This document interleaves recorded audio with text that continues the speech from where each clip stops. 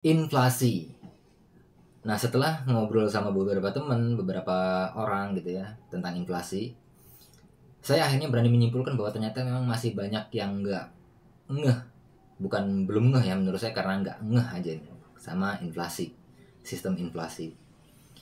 Saya bikin saya bikin sebuah analogi buat mereka. Coba taruh uang sejutamu di dalam bank. Nah, setahun kemudian kira-kira masih sejuta nggak uangnya?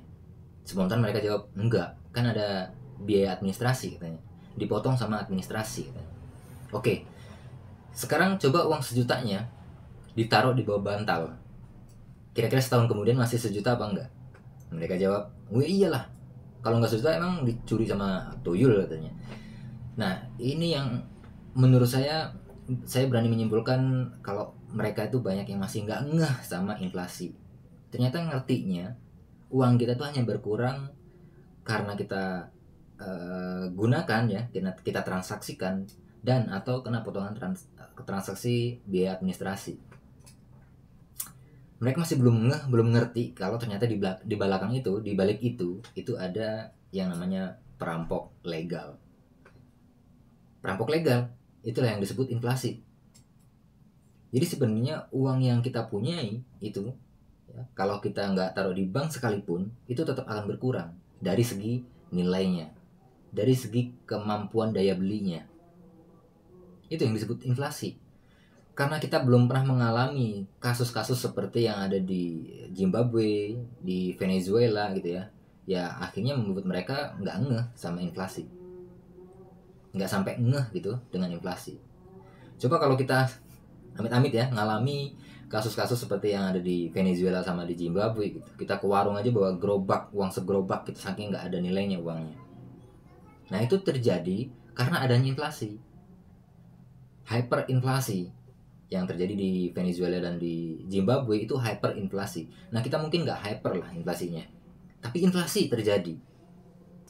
Contoh konkret nih, contoh konkret nih. Kalau kita ukur pakai emas, biaya haji dan umroh dari zaman Nabi sampai sekarang itu biayanya nggak pernah naik, stabil ya. Jadi biayanya dari zaman Nabi sampai sekarang itu sama, harganya sama, harga naik haji sama berangkat umroh itu sama. Kenapa terkesan naik? Karena inflasi. Jadi bukan biaya haji atau umrohnya yang naik, tapi uangnya yang turun. Jadi sehingga kita waktu dulu itu kita hanya perlu sekian. Nah, ketika inflasi, setelah inflasi itu kita butuh sekian dari segi jumlahnya. Kalau menurut Robert Kiyosaki, ketika uang di print ya dicetak, orang-orang yang punya aset itu nilainya naik. Zet, maka semakin kaya dia. Nah, orang-orang yang nggak punya aset nilainya turun. Zet, makin miskin ya. Karena orang-orang yang punya aset ini nggak pernah bergantungan sama uang. Mereka hanya mencari uang, kemudian memarkirkan uangnya pada suatu aset. Karena mereka tahu uang itu di-print terus, sehingga nilainya akan turun terus. Dan mereka tahu sebuah aset itu nilainya akan naik karena jumlahnya semakin berkurang. Ini perbedaan antara uang dan aset ya. Nah, orang-orang ini nih yang gak punya aset ini selalu bergantungan sama uang, nggak pernah memarkirkan uangnya pada suatu aset, sehingga ketika uang di-print ya uangnya turun gitu. Nah, kalau kita ngerti minimal sedikit saja tentang sistem inflasi ini, ya kita nggak akan pernah kejar-kejaran terus nih sama yang namanya mencari uang. Nggak pernah ngos-ngosan terus-terusan lah, ya, yang dengan namanya mencari uang. Jadi sesuatu itu cukup dianggap berharga kalau jumlahnya limited. Berbeda dengan uang, ya, uang itu nggak limited, bisa dicetak berapapun, berapapun bisa dicetak, berapapun bisa diprint. Maka orang-orang kaya ini menganggap uang itu nggak berharga. Mereka cukup menggunakan itu sebagai sebuah alat transaksi, alat tukar aja. Tapi diparkirnya bukan di uang itu, diparkirnya di sebuah aset. Bahkan kalau kita bicara zaman dulu, ya, kita transaksi itu menggunakan barter. Kamu punya apa, saya punya apa, kamu punya singkong, saya punya padi, kita tukeran. Nah, karena kita sama-sama menganggap dua barang ini berharga, ada nilainya, ada batas jumlahnya. Bahkan sebelum itu konon orang menggunakan kulit kerang sebagai alat transaksi. Nah itu tuh terlalu jauh lah ya, kejauhan. Nah di zaman Nabi itu menggunakan dinar dan dirham. ya.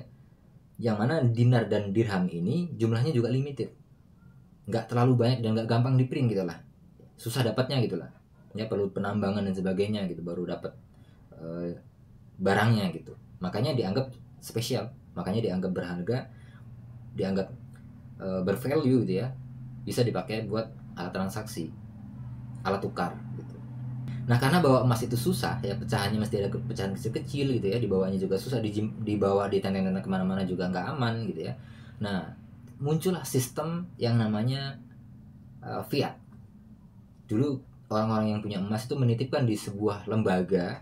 Nah lembaga itu ngasih kertas catatan sebuah catatan simpanan emas berapa yang kamu punya, yang Anda punya.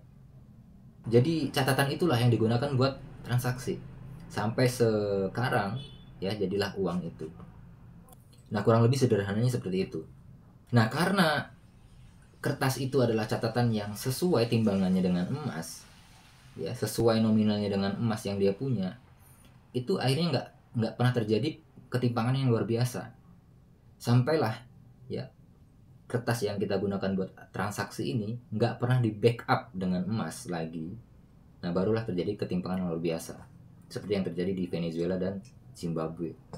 Nah apa akibatnya nih dengan kita nggak ngerti sama sekali tentang inflasi, nggak ngerti sama sekali tentang sistem inflasi? Yang pertama, kita akan terus-terusan ngos-ngosan ngejar yang namanya uang. Kita tahu, kita sadar bahwa tenaga kita, energi kita itu terus-terusan menurun. Jadi kebayang tuh ketika sekarang kita ngos-ngosan ngejar uang, semakin lama kita semakin ngos-ngosan. Karena tenaga kita yang buat ngejar itu udah semakin turun. Energi yang buat ngejar itu semakin turun. Ya, energi dan tenaga itu kan sebanding lurus sama usia. Ketika usia turun, ya energi dan tenaga pasti turun.